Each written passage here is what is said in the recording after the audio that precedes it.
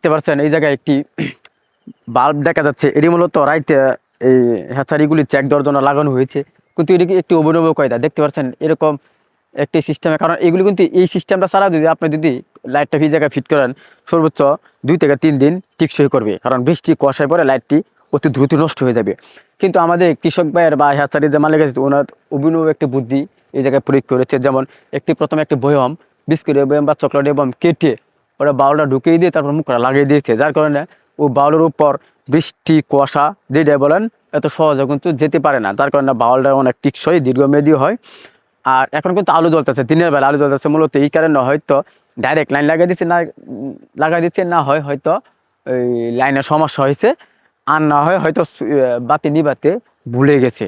কারণ এই জায়গায় একটা হ্যাসারের বিষয়, হয়তো আমাদের কৃষক ভাই অনেক দূর চলে গেছে, অনেক আগেই নিবাইতে মনে নাই, তো এখন এসে নিবাবে। এখন প্রায় সকাল 11টা বাজে, এখন কিন্তু নিবাইতে পারে নাই। যাক, এটা কিন্তু একটি ঝামেলা বিষয়, কারণ বিদ্যুৎ খরচ হচ্ছে, এটা কিন্তু আসলে ঠিক না। যাক, কৃষক ভাই যদি দেখে থাকেন অবশ্যই আপনি এটি চেষ্টা করবেন যাতে না হয়।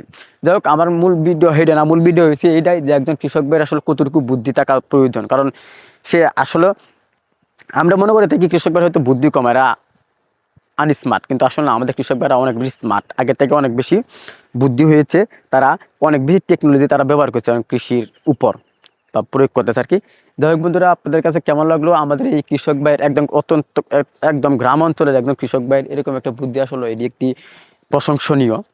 যাই হোক, আপনাদের কাছে কেমন লাগলো এই বুদ্ধিটি, যদি ভালো লাগে তো অবশ্যই কমেন্ট করে জানিয়ে দেবেন কেমন ভালো লাগলো। আর যদি আমার পেজে নতুন হয়ে থাকেন পেজটা ফলো করে দিবেন এবং চ্যানেলটা সাবস্ক্রাইব করে দিবেন। ধন্যবাদ।